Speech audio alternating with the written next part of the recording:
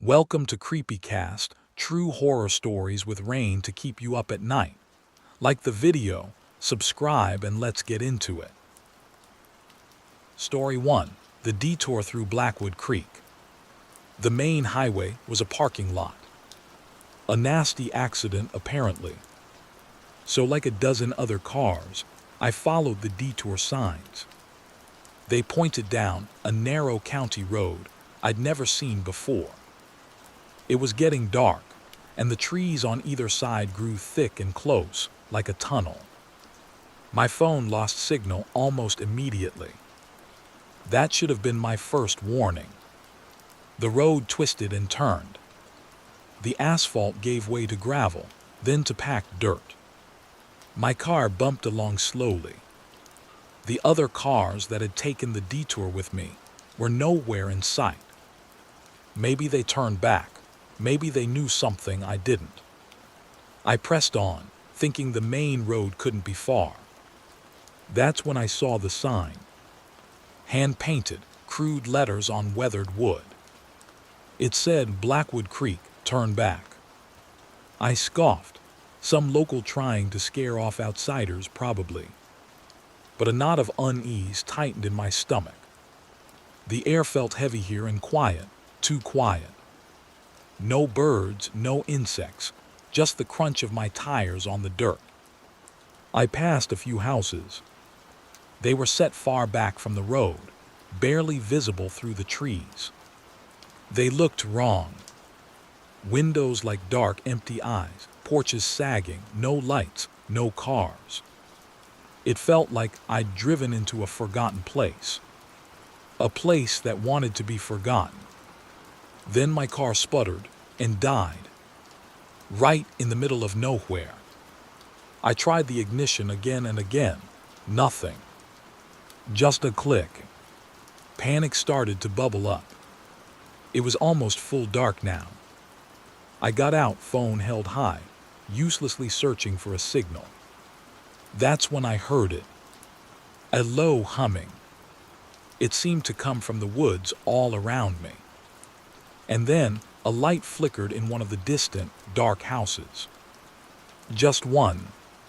And another. Like eyes opening in the gloom. I knew, with a certainty that chilled me to the bone, that I shouldn't be there.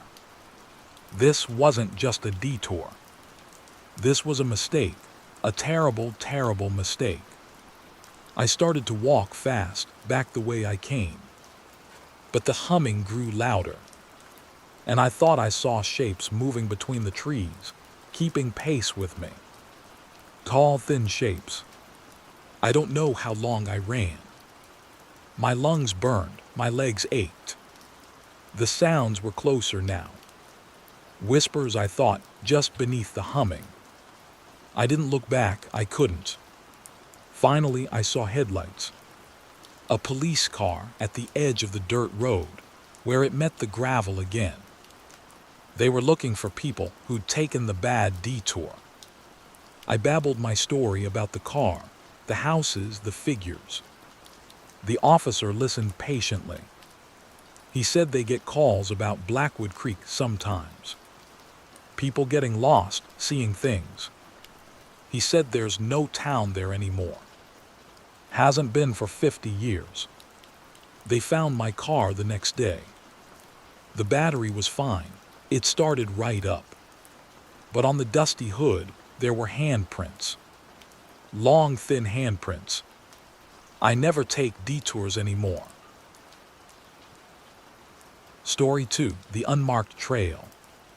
We were looking for a shortcut. My friends and I were hiking in a state park, trying to reach a waterfall before sunset. The main trail was long and winding. Then one of us spotted it, a faint path, barely visible, heading straight up the ridge. This has to be quicker, he said. It wasn't on any map. That was our wrong turn. The path was steep and narrow. We had to push through overgrown bushes and scramble over fallen logs. After about 20 minutes, the light through the trees started to change. It got dimmer, and the air grew colder, even though it was still afternoon. The sounds of the forest faded away. No birdsong, no squirrels chattering. Just the sound of our own breathing and the snap of twigs under our boots. We should have turned back then, but we were young and stubborn, convinced the waterfall was just over the next rise. The trail grew even fainter. Then it disappeared completely. We were surrounded by dense, identical trees. No landmarks, no sense of direction. Panic started to set in. We argued about which way to go. Tried to backtrack, but everything looked the same. The sun was definitely going down now. The forest was getting seriously dark. And then we found the clearing. It wasn't natural. The trees just stopped in a perfect circle. In the center of the circle was a single, large, flat rock. It was stained dark in places. And around the rock, arranged in a pattern, were small bundles, made of sticks and twine.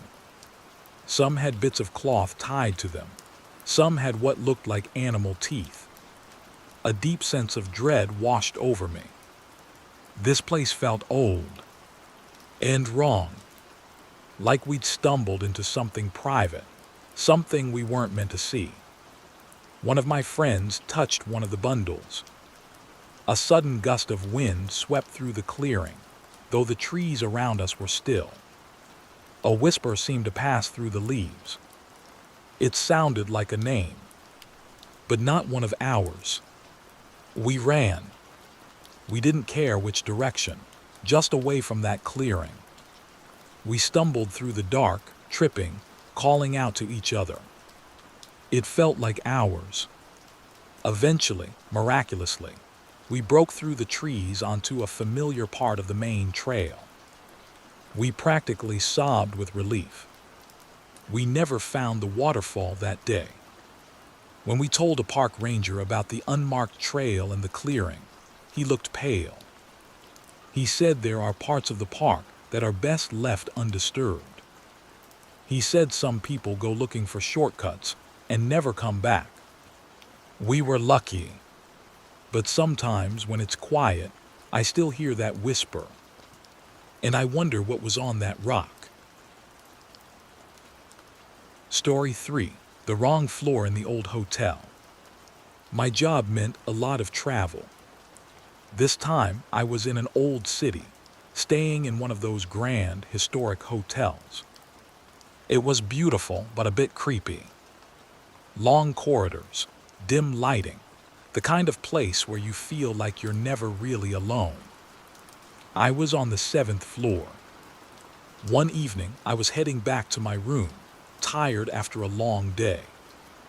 I got into the elevator, pressed the button for floor 7. The doors closed. The elevator started to move. But it didn't stop at 7. It kept going up. 8, 9, 10. I jabbed the button for my floor again. Nothing. The elevator stopped. The display above the door was blank. The doors creaked open. This wasn't my floor. The carpet was different, a faded, ugly floral pattern. The wallpaper was peeling. There was a smell, like dust and something else, something sweet and rotten. A sign on the wall, hand-lettered and faded, said staff quarters, no admittance. I knew I should get back in the elevator. But it wouldn't respond. The doors stayed open. The buttons were dead. This was a wrong turn, a big one. I stepped out cautiously. "Hello," I called out. My voice sounded small and lost. Silence. The corridor stretched ahead, lit by a single, flickering bulb at the far end. Doors lined both sides, all closed. Some had numbers, some didn't. I had to find the stairs. I started walking, my footsteps echoing unnaturally loud on the threadbare carpet. Each closed door felt like it was watching me.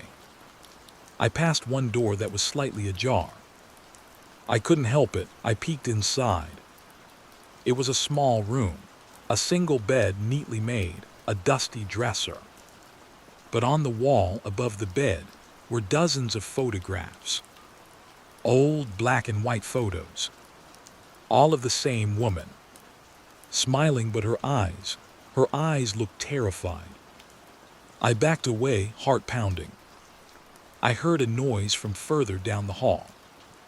A soft dragging sound, like something heavy being pulled across the floor. I froze. The sound stopped. Then a whisper, so faint I thought I imagined it. Lost it. It came from one of the closed doors. I didn't answer. I turned and ran. Back towards the elevator, praying it would work. As I ran, I heard a door creak open behind me. I didn't look back. I slammed my hand on the elevator call button. Nothing. I hit it again and again. Then with a lurch, the doors started to close. I scrambled inside just as they shut. The elevator descended, normally this time. It stopped at my floor 7. I burst out, ran to my room and locked the door. The next morning, I asked the concierge about the upper floors. He looked confused. He said the hotel only went up to 9 floors. The 10th floor, he said, had been sealed off for decades. After a fire, he said nobody goes up there. I checked out that morning. I still don't know what floor I was on, or who whispered to me. But I know I took a wrong turn I'll never forget. Story 4. The road that wasn't there. It was late, and I was driving home from a friend's party, out in the countryside. I knew the route well, or so I thought. I must have been tired, not paying enough attention. I took a turn I didn't recognize. The road was narrower, unlit, trees pressed in on both sides. My GPS suddenly said recalculating, and then went blank, no signal. That familiar chill crawled up my spine. A wrong turn at night, in the middle of nowhere. I figured it was just a small loop, that it would rejoin the main road soon. But it kept going, twisting, turning, deeper into the darkness. The houses I passed were few and far between, and they were all dark. No lights in the windows, no cars in the driveways. It felt like driving through a ghost town. Then I saw the sign. Not an official road sign. It was nailed to a tree, rough, white letters on a dark board. It said the Longkeeper's Path. I'd never heard of it. It wasn't on any map I knew. The road seemed to get even darker after that sign. The trees overhead were so thick they blocked out the moonlight. My headlights cut a weak path through the oppressive blackness. I started to feel watched. A prickly sensation on the back of my neck. I kept glancing in my rearview mirror. Nothing but the empty, dark road behind me. But the feeling persisted. Then I saw something. Just a flicker at the edge of my headlights. A shape standing by the side of the road. Tall and very still. As I got closer, I saw it was a person. Or at least shaped like one. Dressed in dark, ragged clothes, its face was in shadow. It didn't move as I drove past. It just stood there, watching. My heart was hammering. A little further on, I saw another one. Standing by another tree. Identical to the first. Still silent, watching. And then another, and another. They were lining the road. Spaced out every 100 yards or so. Like silent, grim sentinels. I didn't dare slow down. I pressed the accelerator. My car felt like it was crawling. The road seemed endless. Every turn revealed more of these figures. Were they real statues, mannequins? I didn't want to know. I just wanted out. My knuckles were white on the steering wheel. I started praying, something I hadn't done in years. Just as I thought I couldn't take it anymore, that the road would go on forever, I saw a familiar glow ahead. The street lights. The main road. I burst out onto it, tires squealing. I didn't stop driving until I was home, doors locked, lights on. The next day, in the bright sunlight, I tried to find that road again. I drove back to where I thought I made the wrong turn. There was no side road, just fields and dense woods. No sign saying the Longkeeper's Path. It was like it had never existed. But I know what I saw. And sometimes, when I'm driving alone at night, I still check my rearview mirror. Terrified I'll see one of those silent figures standing there. Watching. Waiting.